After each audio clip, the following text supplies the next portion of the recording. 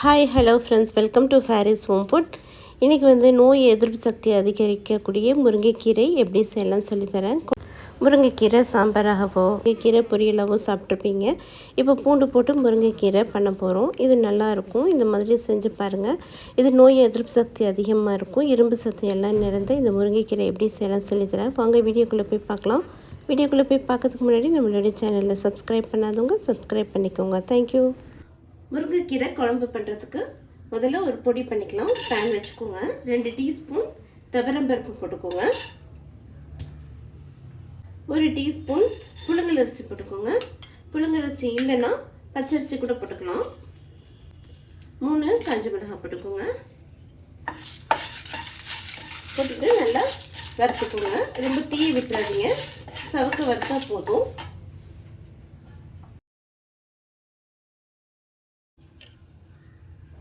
பாருங்க, நல்லா சவக்க வறுத்தாச்சு. லாஸ்ட்டில் 1/4 டீஸ்பூன் ஜீரகம் போட்டுக்கோங்க. ஜீரகம் போட்டு வறுக்கணும் தேவையில்லை. ஸ்டவ் வந்து இப்போ ஆஃப் பண்ணிவிடுங்க. ஆஃப் பண்ணிவிட்டு அந்த சூட்லேயே ஜீரகத்தை வறுத்து எடுத்துக்கலாம். அவ்வளோதான். இப்போ இதை நல்லா ஆற வச்சுட்டு பொடி பண்ணிவிட்டு வந்துடலாம். சூடோடு போட்டு பொடி பண்ண வேண்டாம். பாருங்க, ஆற வச்சாச்சு. இப்போ இதை வந்து பொடி பண்ணிட்டு வந்துடலாம். பாருங்கள், இந்த அளவுக்கு பொடி பண்ணிட்டு வந்ததும் 1 கிளாஸ் தண்ணி ஊற்றிக்கோங்க. தண்ணி ஊற்றிட்டு அரைச்சிட்டு வந்துடலாம். பாருங்கள், அரைச்சிட்டு வந்தாச்சு.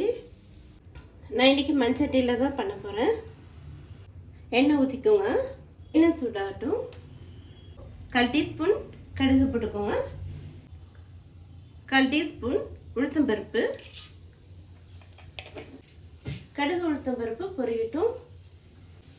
கடுகு உளுத்தம்பருப்பு பொரிஞ்சதும் 6-7 காஞ்ச மிளகாய் கிள்ளி போட்டுக்கோங்க. 12லேருந்து 15 பூண்டு வந்து தோல் உரிச்சிட்டு இந்த மாதிரி இடித்து போட்டுக்கோங்க. இதில் பூண்டோட ஃப்ளேவர் தான் இது சூப்பராக இருக்கும். நல்லா பூண்டு போட்டுட்டு வதக்கிக்கோங்க. நிறைய பூண்டு போடணும். அடுத்து 15 சின்ன வெங்காயம் போட்டுக்கோங்க.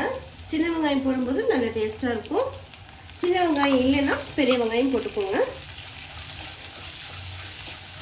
போட்டுட்டு நல்லா வதக்கி விட்டுக்கலாம்.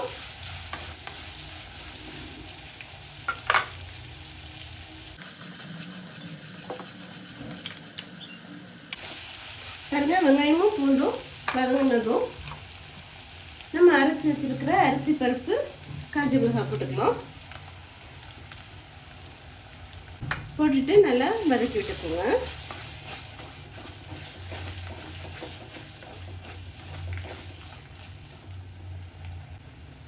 2 கப் அளவுக்கு தண்ணி ஊற்றிக்கலாம்.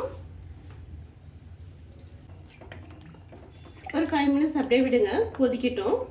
5 மினிட்ஸ்க்கு அப்புறம் நம்ம வந்து முருங்கீரையை போட்டுக்கலாம்.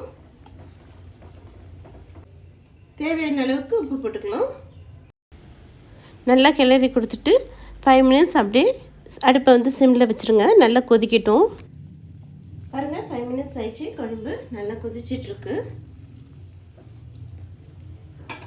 இப்போ முருங்கீரை வந்து போட்டுக்கலாம். 2 கைப்பிடி அளவுக்கு முருங்கீரை போட்டுக்கோங்க. இளங்கீரையாக இருந்ததுன்னா சீக்கிரமாக வெந்துடும். டேஸ்ட்டும் சூப்பராக இருக்கும். கீரையை நல்லா 2-3 வாட்டி நல்லா வாஷ் பண்ணிக்கோங்க. வாஷ் பண்ணிவிட்டு போட்டுக்கலாம். நல்லா 2 கைப்பிடி அளவுக்கு போட்டுக்கோங்க. இப்போ நம்ம இதில் போட்டிருக்கிற சின்ன வெங்காயம், பூண்டு, கீரை எல்லாமே ரொம்ப உடம்புக்கு சத்தான பொருளுங்க.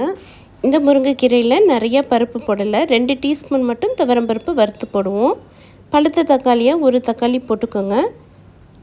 சின்ன தக்காளியாக இருந்தால் 2 தக்காளி போட்டுக்கோங்க. தக்காளி போட்டு நல்லா மிக்ஸ் பண்ணிக்கோங்க.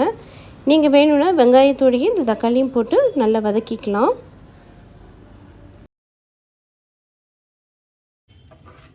இப்போ இந்த கீரை வேகிறதுக்கு 5லேருந்து 10 நிமிஷம் ஆகும்.